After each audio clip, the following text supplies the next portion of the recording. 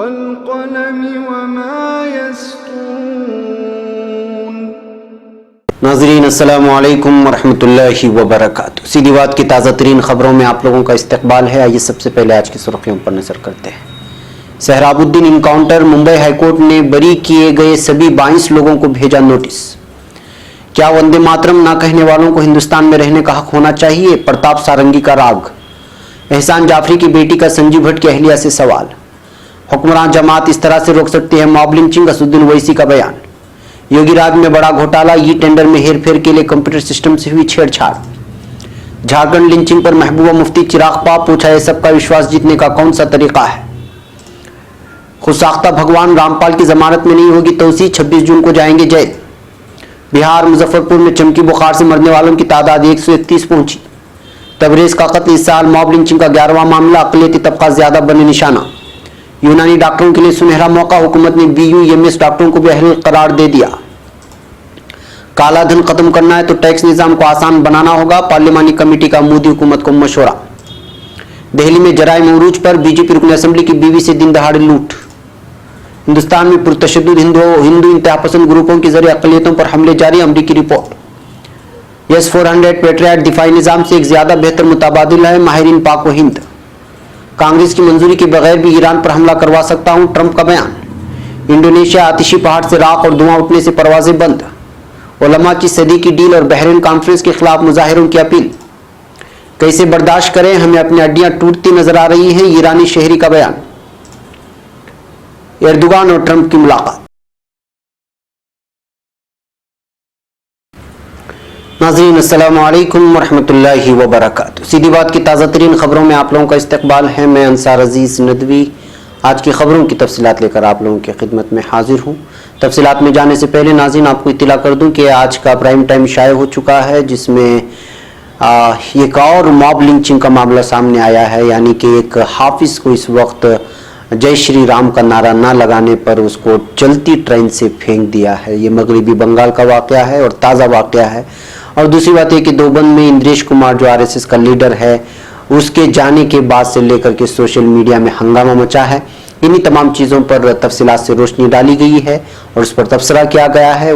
खुद भी देखें, दूसरों तक पहुँचाने की कोशिश करें। बहरकैफ नाज़रीन, आज की पहली खबर है नई दिल्ली से। मुंबई हाईकोर्ट सहराबुद्दीन शेख के भाइयों की उस अपील पर समाअत के लिए सोमवार को राजी हो गया, जिसमें गुजरात और राजस्थान के पुलिस अफसरों समेत 22 लोगों को बरी किए जाने के खुसूसी अदालत के फैसले को चैलेंज किया है। जस्टिस IA महंती और जस्टिस AM बदर की अदालती बेंच इन अपीलों पर समाअत को तैयार हो गई और बरी किए गए लोगों को नोटिस जारी किया गया है।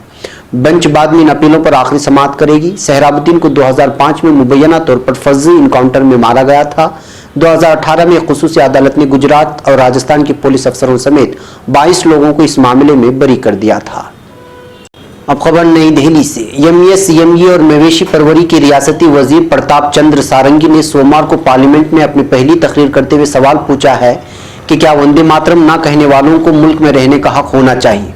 काबिल जिक्र है कि सारंगी उड़ीसा के बालासुर से पहली बार रुकने पार्लियामान बने। Scroll.in के मुताबिक सारंगी ने सवाल उठाया, क्या वंदे मातरम न कहने वाले लोगों को मुल्क में रहने का हक होना चाहिए। उन्होंने कहा, मुल्क टुकड़े टुकड़े गैंग को कभी कबूल नहीं करेगा, मुल्क वजीर आजम के साथ है। उसके साथ ही उन्होंने पूछा कि अफजल गुरु की तारीफ करने वालों को मुल्क में रहने का हक होना चाहिए। इस दौरान हुकूमत के लोगों ने इन सवालों के जवाब में बेंच थपथपाई और कहा कि नहीं, किसी कीमत पर नहीं। गौरतलब है कि सारंगी का यह बयान उस वाक़े के कुछ दिन बाद आया है जिसमें समाजवादी पार्टी के रुकने पार्लियामान शफीकुर रहमान ने पिछले हफ्ते हलफ बर्दारी के दौरान वंदे मातरम कहने से इनकार कर दिया था। नाज़रीन, याद रहे कि उड़ीसा बजरंगी दल के रियासती कन्वीनर रहे सारंगी अपने हिंदुत्ववादी रुख के लिए जाने जाते हैं। साल 2002 में बजरंग दल समेत राइट विंग ग्रुप के जरिए उड़ीसा असेंबली पर किए गए हमले, आगजनी और फसादात समेत कई दीगर इल्जामात में सारंगी जेल जा चुके हैं।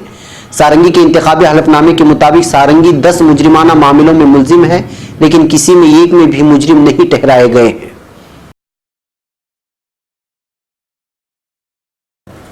अब खबर गुजरात से। साल 2002 के फसादात में जलाकर कत्ल किए गए साबिक रुकने पार्लियामेंट एहसान जाफरी की बेटी ने जेल में कैद IPS अफसर संजीव भट्ट की अहलिया के नाम दिल को छू लेने वाला खत लिखा है। एक खत उन्होंने अपने फेसबुक वॉल पर तहरीर किया है।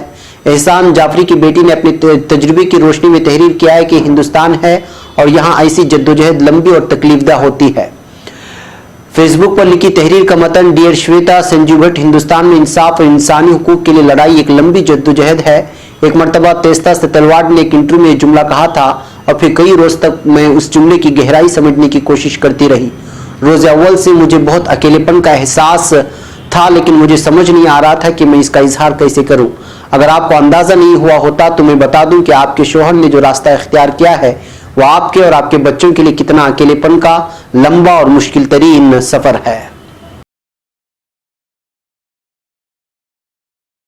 अब खबर नई दिल्ली से। आल इंडिया मजलिस इत्तेहादुल मुस्लिमीन के सरबराह असदुद्दीन ओवैसी ने मुल्क में हिंदू फिरकावारियत को जमहूरियत के लिए खतरा बताते हुए पीर को कहा है कि अगर हुक्मरान फरीक हिंदू नजरिए की बजाय हिंदुस्तानी नजरिए की बुनियाद पर चलेगा तो मुल्क में नफरत और भीड़ की तरफ से पीट पीट कर कत्ल किए जाने के वाकयात बंद हो जाएंगे। सदर रामनाथ कोविंद के पार्लियामेंट के मुश्तरका इजलास से खिताब पर लोकसभा में बहस में हिस्सा लेते हुए उन्होंने कहा कि उन्हें सदर के खिताब से मायूसी हुई है।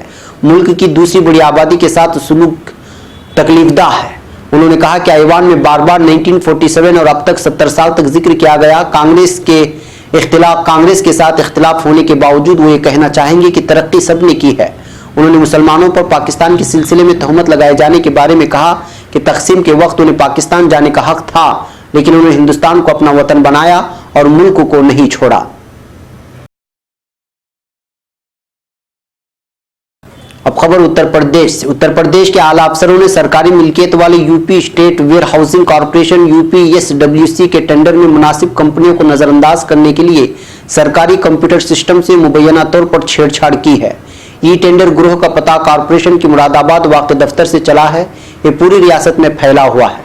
इसमें वज़ीर आज़म नरेंद्र मोदी का पार्लिमानी हल्का वाराणसी भी शामिल है। योगी आदित्यनाथ की हुकूमत पर भी सवाल उठाता है जो शफ़ाफ़ हुक्मरानी का दावा करते हैं। अपने वक़ार को बचाने की कोशिश में हुकूमत ने उसके बदउनवान अफसरान पर रियासत भर में सख्त कार्रवाई शुरू की और UPSWC के मैनेजिंग डायरेक्टर आलोक सिंह को मुअत्तल किया और उनके करीबी संजीव कुमार को इस अहदे पर बिठा दिया।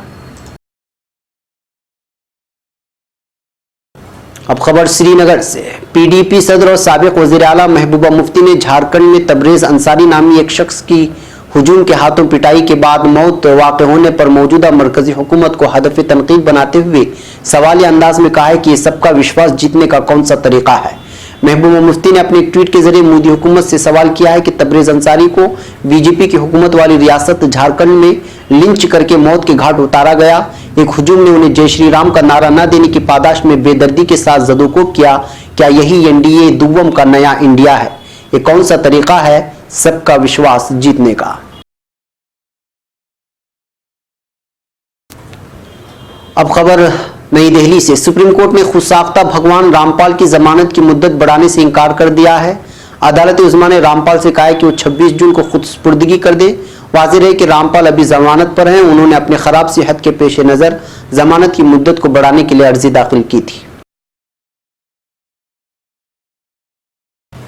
अब खबर बिहार से। चमकी बुखार से बिहार में लगातार बच्चों की अमवात हो रही है। सिर्फ मुजफ्फरपुर में ही मरने वाले बच्चों की तादाद 131 पहुंच गई।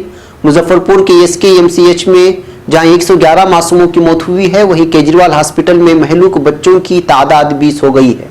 अभी भी सैकड़ों बच्चे मुख्तलिफ अस्पतालों में ज़ेरे इलाज हैं।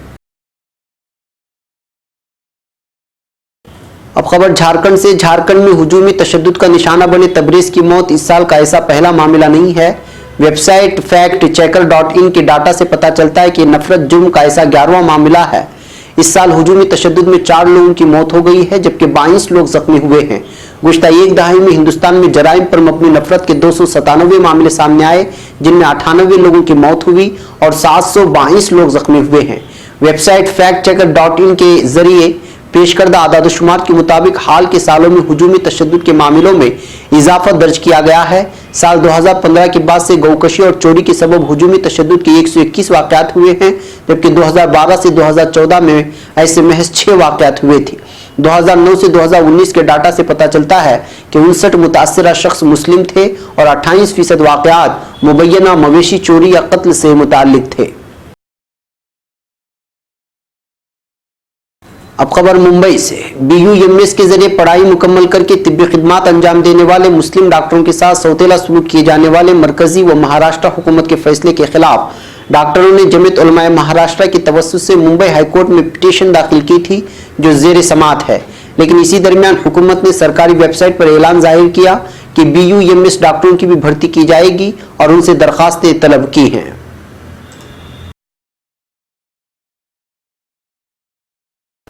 खबर नई दिल्ली से। राजधानी दिल्ली में बदमाश किस कदर बेखौफ हो गए हैं, जराइम किस तरह अपने उरूज पर है, इस बात का अंदाजा इसी बात से लगाया जा सकता है कि शहर में रुकन असेंबली और उनकी बीवियां तक महफूज नहीं है। लेटेंस दिल्ली में भी जराइम के वारदात को अंजाम देने से बाज नहीं आ रहे हैं। दिल्ली में मंडिया हाउस के पास बीजेपी रुकन असेंबली और असेंबली में अपोजिशन लीडर विजेंद्र गुप्ता की बीवी शोभा विजेंद्र के साथ दिन दहाड़े लूट का वाकया पेश आया है। बीजेपी रुकन असेंबली विजेंद्र गुप्ता की बीवी शोभा विजेंद्र ने पुलिस को बताया कि वो पीर के रोज सुबह 10 बजे जैसे ही मंडिया हाउस के पास पहुंची, स्कूटर पर सवार कुछ लोग उनकी कार के पास आए और कहा कि कार से तेल जैसा कुछ निकल रहा है। विजेंद्र गुप्ता की बीवी ने बताया कि जैसे ही वो ड्राइवर के साथ कार से बाहर निकली, स्कूटर पर सवार बदमाश उनकी कार में रखा सामान लेकर फरार हो गए। अब खबर नई दिल्ली से। अमेरिका के जरिए तैयार एक सरकारी रिपोर्ट में कहा गया है कि हिंदुस्तान में गौकशी के नाम पर हिंदू इंतहा पसंद ग्रुपों के जरिए अकलियती कम्युनिटीज, खासतौर पर मुसलमानों के खिलाफ हमला 2018 में भी जारी रहा। अमेरिकी फॉरेन डिपार्टमेंट के जरिए तैयार की गई इंटरनेशनल रिलीजियस फ्रीडम रिपोर्ट हर मुल्क में मजहबी आज़ादी के हालात बयान करती है। साल 2018 की इस रिपोर्ट में इल्जाम लगाया गया है कि हुक्मरान भारतीय जनता पार्टी के कुछ सीनियर अफसरों ने अकलियती कम्युनिटी के खिलाफ इश्तियाल अंगेज तकरीर की। रिपोर्ट में कहा गया है कि नवंबर 2018 तक ऐसे 18 भीड़ के जरिए हमले हुए और साल के दौरान 8 लोग मारे गए। रिपोर्ट के मुताबिक कुछ गैर सरकारी तंजीमों के मुताबिक अफसरों ने अक्सर मुजरिमों पर कार्रवाई होने से उनको बचाया था। अब खबर नई दिल्ली से। पाकिस्तानी और भारतीय माहिरीन का ख्याल है कि रूसी साख्त का S-400 फिजाई दिफाई निज़ाम अमरीकी पेट्रियट निज़ाम से कहीं ज्यादा बेहतर मुतबादिल है। भारतीय फिजाइया के साबिक डिप्टी चीफ कपिल कॉक और पाकिस्तानी फौजी खुफिया सर्विस ISI के साबिक डायरेक्टर जनरल एहसानुल हक ने अनादोलो एजेंसी से इंटरव्यू में बताया है कि मुत्तहिदा अमेरिका की जानिब से बाज़ ममालिक पर अपने मफादात की खातिर ज़बरदस्ती बाज़ इक़दामात पर मजबूर करना रद्द अमल का मूजिब बन रहा है।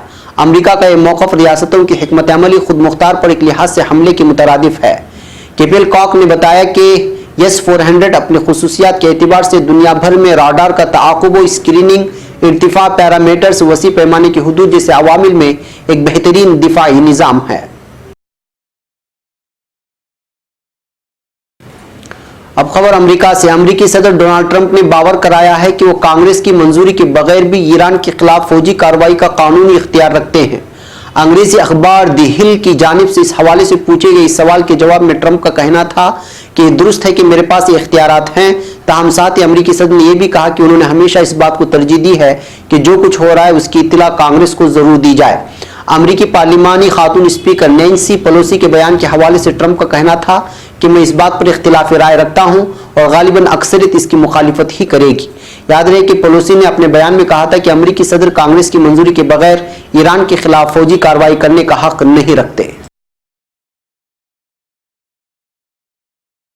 अब खबर इंडोनेशिया से। इंडोनेशिया के शिमाली मशरकी इलाके मालोको के हवाई अड्डे को आतिशफशां पहाड़ से राख और धुआं उठने की बिना पर आजिजी तौर पर बंद कर दिया गया है। मकामी अखबार टेम्पो की खबर के मुताबिक शिमाली मालोको में इख्तितामुल हफ्ते से अब तक वोल्कानक हरकत सकनात में इजाफा होने वाले 2 को 9 आतिशी पहाड़ ने रोजमर्रा की जिंदगी को मुतासिर किया है। हवाई अड्डे के मैनेजर अहमद सैफुद्दीन का कहना है कि आतिशी पहाड़ से उठने वाली राख और धुआं परवाजों के लिए शदीद खतरा तश्कील दे रहा है। अब खबर गजा की पट्टी से। मुसलमान ममालिक में 25 आलमी तंजीमों ने फिलिस्तीनियों के खिलाफ अमेरिका के सदी की डील और बहरीन में होने वाली कॉन्फ्रेंस के खिलाफ आलमगीर मुजाहिरों की अपील की है। मरकज इत्तलात फिलिस्तीन के मुताबिक तुर्की के शहर इस्तांबुल में मुनक़िदा आलमी इस्लामी कॉन्फ्रेंस में 2 दर्जन से जायद आलमी उलमा तंजीमों ने शिरकत की। इस मौके पर मुकर्ररीन और एलामिया में फिलिस्तीनियों के खिलाफ अमेरिका की क़यादत में जारी साजिशों की शदीद मजम्मत की गई। बैनुल अक़वामी उलमा तंजीमों ने अमेरिका की सदी की डील की साजिशी मंसूबे और मनामा कॉन्फ्रेंस के बायकाट का मुतालबा करने के साथ साथ इन साजिशों के खिलाफ आलमगीर मुजाहिरों और एहतिजाज की अपील की है।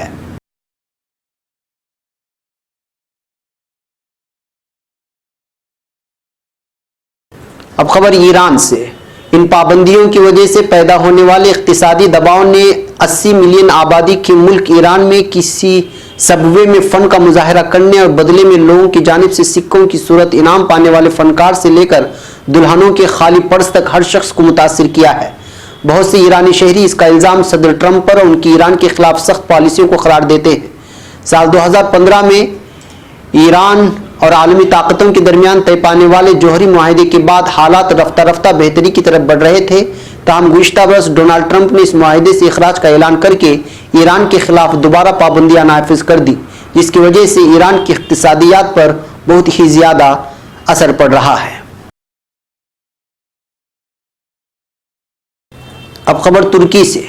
तुर्की के सदर रजब तैयब एर्दोगान 28 से 29 जून को जापान में मुतवक्का G20 सरबराही इजलास के दौरान अमेरिका के सदर डोनाल्ड ट्रंप के साथ दो तरफा मुलाकात करेंगे। व्हाइट हाउस से एक सरकारी शख्सियत ने सर ट्रंप के दौरे जापान के बारे में टेली कॉन्फ्रेंस का इनेकाद किया। सरकारी शख्सियत के मुताबिक ट्रंप अपने दौरे जापान के दौरान 8 ममालिक के सरबराहान के साथ मुलाकात करेंगे। सदर ट्रंप के प्रोग्राम में सदर एर्दोगान के साथ मुलाकात भी शामिल है। अलावाजी सदर ट्रंप चीन के सदर शी जिनपिंग, रूस के सदर व्लादिमीर पुतिन, सऊदी अरब के वलीअहद prince Mohammed bin Salman, Japan के वजीर आजम शिंजो आबे, भारत के वजीर आजम Narendra Modi, German chancellor Angela Merkel और ऑस्ट्रेलिया के वजीर आजम स्कॉट मॉरिसन के साथ भी दो तरफा मुलाकात करेंगे। नाज़रीन, ये थी आज की ताज़ा तरीन खबरें। अगली ताज़ा तरीन खबरों के साथ फिर आपसे मुलाकात होगी। हमारी पूरी टीम को यहाँ पर इजाज़त दें। अस्सलामु अलैकुम व रहमतुल्लाहि व बरकातुहू।